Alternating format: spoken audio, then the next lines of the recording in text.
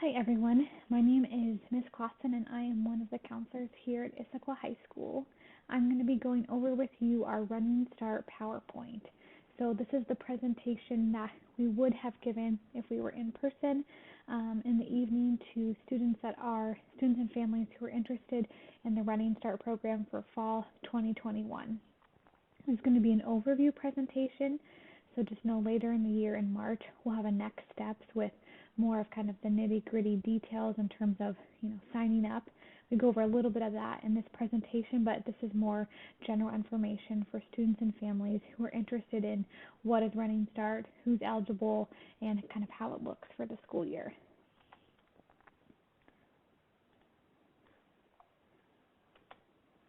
All right, so what is Running Start?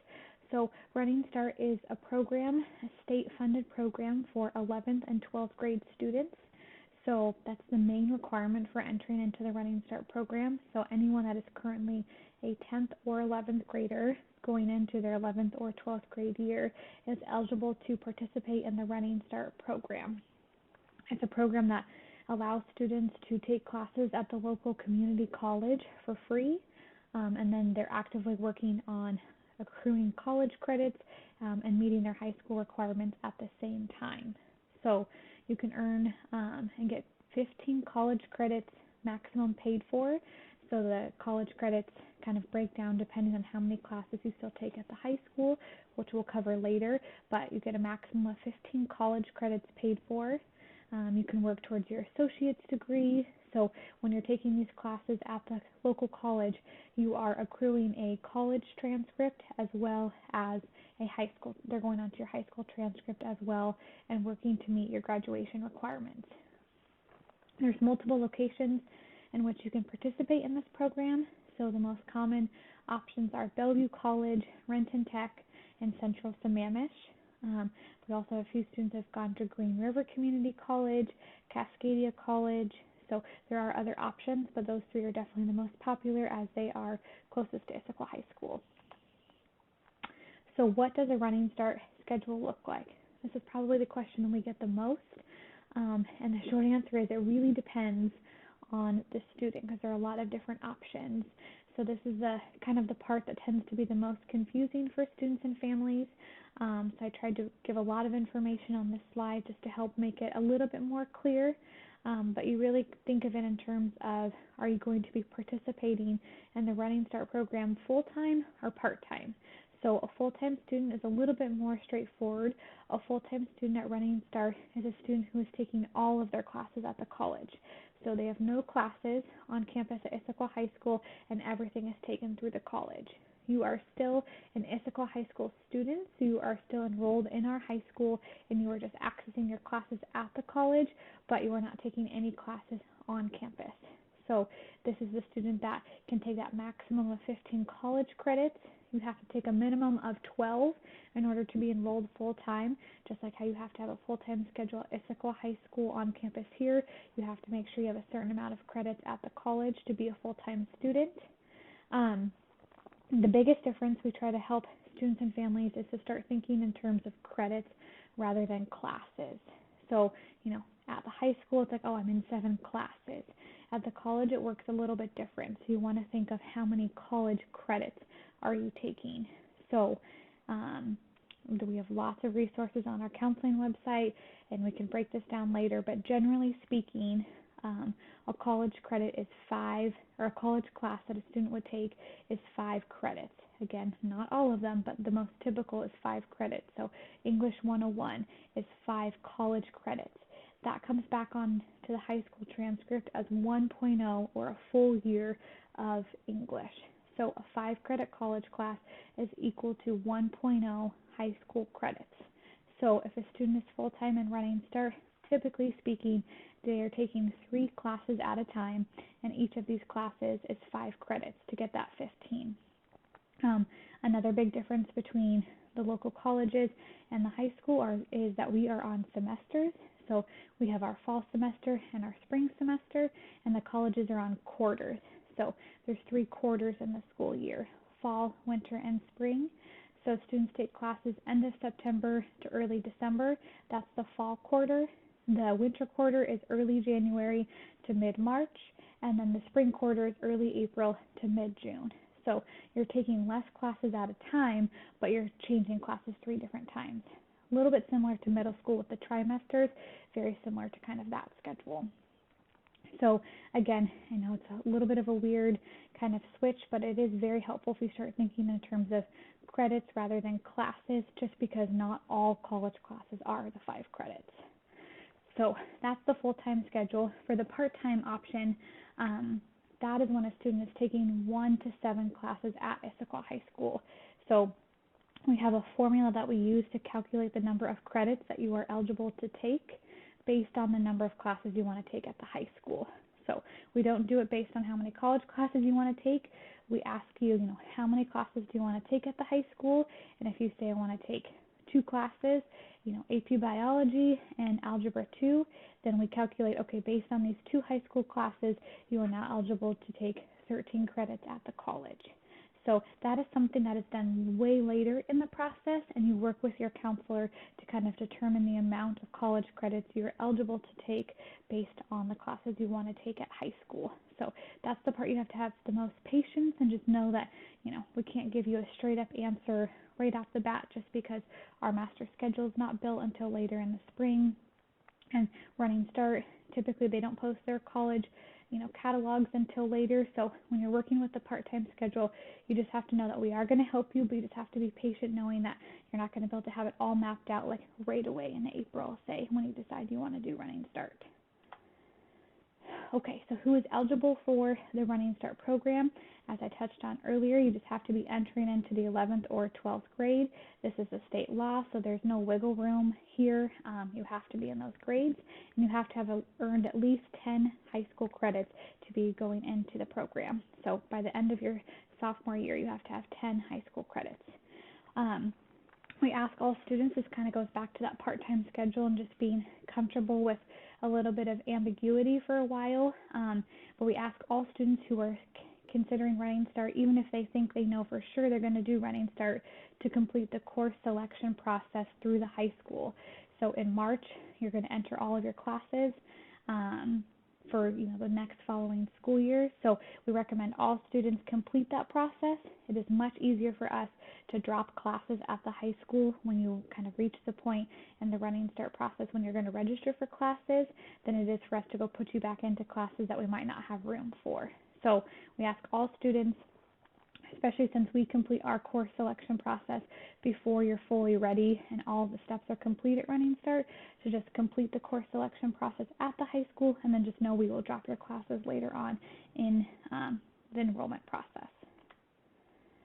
So advantages and things to consider about the Running Start program. So obviously one of the main advantages and things that draw students is free tuition. So the school pays for the cost of the college credits. So they do not pay for books, they do not pay for any class fees that are associated or parking, but the college credits themselves are paid for, which is huge. The college also offers a lot of advanced coursework, so higher levels of math, more specific science classes. So a lot of times that's a big benefit for students, and they have really particular classes that they're wanting to take and explore, and they find more options through the college. Adult education setting, that's another thing to kind of keep in mind that is typically a benefit for students, but just know that you are in college level classes. So you are with other college level students, so adults. So you could have, someone in their 50s, someone in their 30s, their 20s in classes with you. You're not just with other high school students. So most likely, if you're taking that English 101, you're going to have other high school students that are accessing college level classes just like you, but you're also in there with, other students that have already graduated and are just accessing the college for college classes.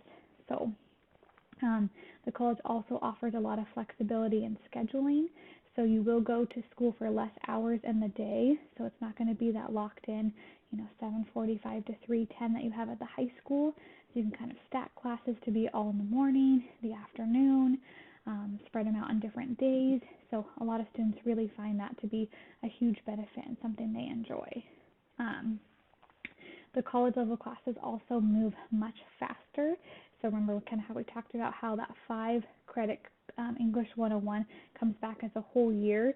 So just think they are cramming a whole year worth of English into a 10-week quarter. So they move very, very quickly. It gives you the option to get through more classes faster and to take more, further higher levels of math courses or other classes that you're really interested in, but it does move at a much faster pace. So, and then with that, you are able to earn more high school credits in a year. So if you are a little bit credit deficient or you've missed some credits just throughout your first few years of high school, you do have the option to make up credits faster through Running Start. A couple things that we ask you just to think about or be aware of is the ability to work independently. So as a school, we have very little access to your information at the college. We do sign off on your classes. We make sure you're meeting graduation requirements. However, if you run into issues with a professor, if you're trying to drop a class, we have no access to that information, nor can we provide those services for you like we could if you were taking high school level classes. You are responsible for all of the transportation to get there, to and from the college. The college credit may not transfer to all schools, so this is just really primarily for out-of-state schools. Washington State has worked really hard to have a lot of common agreements with the local colleges, Bellevue College, Central, Renton Tech, so things can transfer when you, say, move on to University of Washington, Washington State, or other universities after high school. But when you do leave Washington State and go out of state, sometimes it gets a little bit more tricky in terms of where things are going to count. So it's just something to be aware of. Socialization can be a little bit of a challenge. Again, you have very few busy work or projects with other group members, so it's primarily kind of going to class, attending lecture, taking notes, and then you take final exams or do big essays. And so a lot of times there's very little time to interact with other students in the class. And then you are fairly cut off from the high school if you go the full-time route where you're not taking any classes. So that's sometimes a big draw for students because they're looking for a change in environment, but other times some students who are very connected to the high school through clubs or sports don't like the disconnect there. Scheduling can be a little bit of a challenge, again, especially if you go to Bellevue College. One of their many benefits is they're able to offer a lot of different classes because they're so big, but then there's also a lot of students that are accessing those classes.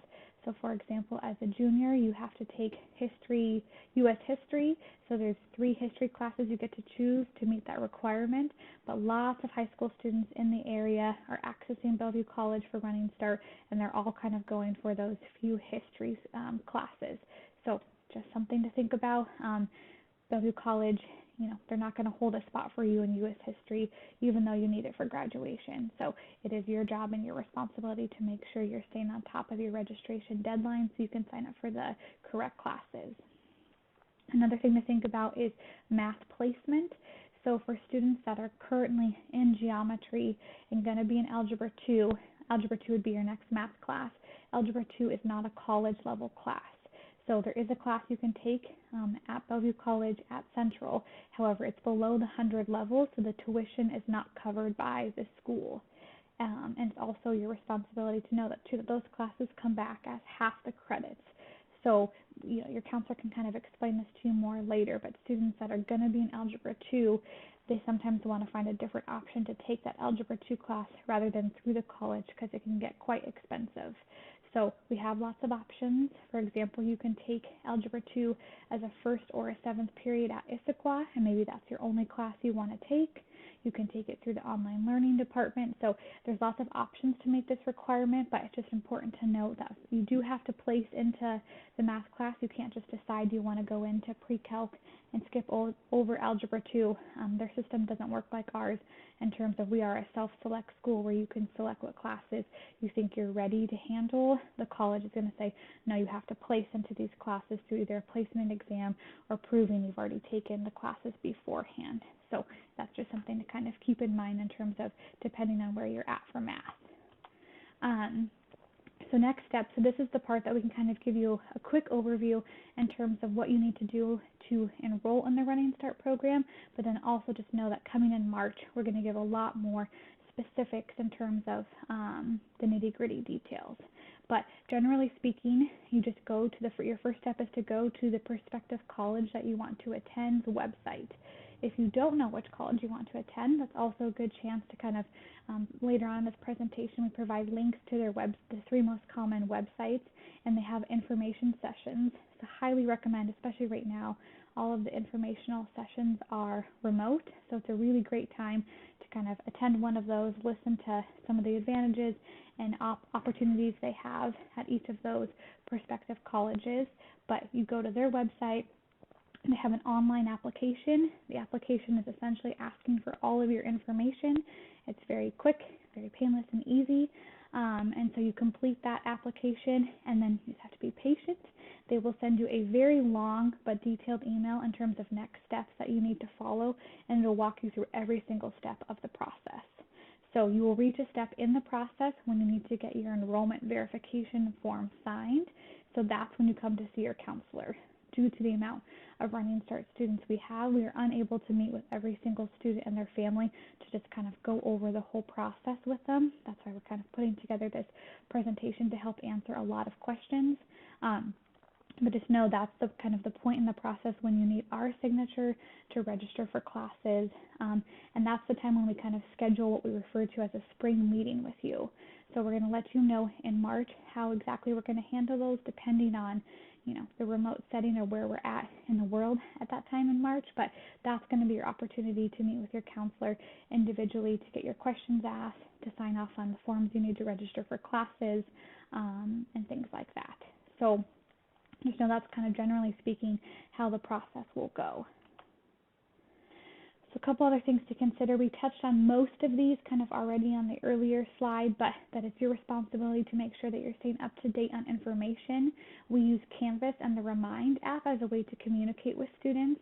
We also send out a lot of information via e-news, but I know sometimes those can be hard to keep track of just with the amount of information coming your way.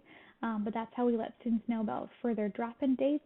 So you have to have our signature every time you want to enroll in quarter classes, and so we let students know when we're signing the forms and how we're doing that through Canvas and Remind.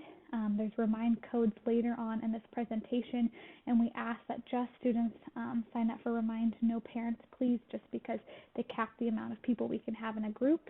And then just wait to sign up for the Remind app until you know for sure you're going to be joining the Running Start program, again, just because of the cap on the Remind groups. And no information is going to come through there until later on, so you don't need to access it now. Another thing to keep in mind is that you do have to maintain a 2.0 cumulative GPA to stay enrolled in the program. So again, there's no requirement in terms of how to get into the Running Start program, but you do have to keep a 2.0 GPA in your classes once you're in the Running Start program. If you do not, they put you on academic probation and give you another opportunity to get above that 2.0, and then after that, they would ask you to leave the Running Start program and return to your local high school for all of your classes. The different breaks, so since they're on the quarter system and we're on the semester system, just know things like spring break are going to be a little bit different. The winter break has some overlap, but it's not exactly the same, so it is something to kind of keep in mind if you're going for the part-time scheduling option, or if you have other siblings, or just so your parents know too that it's going to be not the exact same as the school breaks, just because they follow a different system. So these are two, so this is the Running Start equivalency sheet, and then the next one is an FAQ.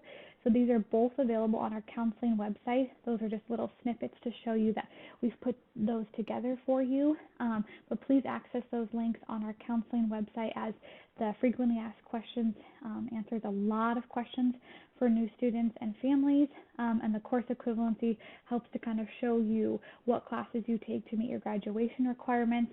Again, this early in the process, you don't need to have this memorized. It's just a nice reference sheet for you to see how many college credits, what the transfer rate is to your high school transcript, what sort of classes you have to take. So these documents are always available to you and are just meant to kind of help answer further questions.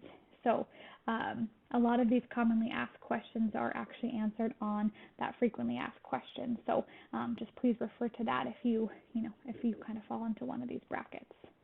So these are the Remind codes. Let me move my My little bubble over here is blocking this, but so for the 12th grade students and 11th grade students, and then we use Canvas, so the Issaquah High School Canvas, obviously, as a way just to communicate upcoming deadlines and times to drop in to get your form signed. So this would be kind of part of the process that you would join later on in the spring once you know for sure you want to do Running Start.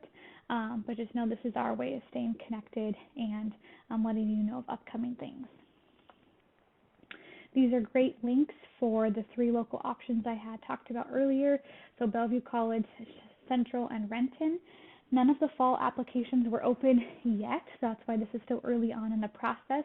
But if you go to these websites, you'll see upcoming dates for informational sessions. You'll also see their own version of their FAQs, so it could be really helpful for you as you're trying to figure out which option is going to be the best one for you and your student.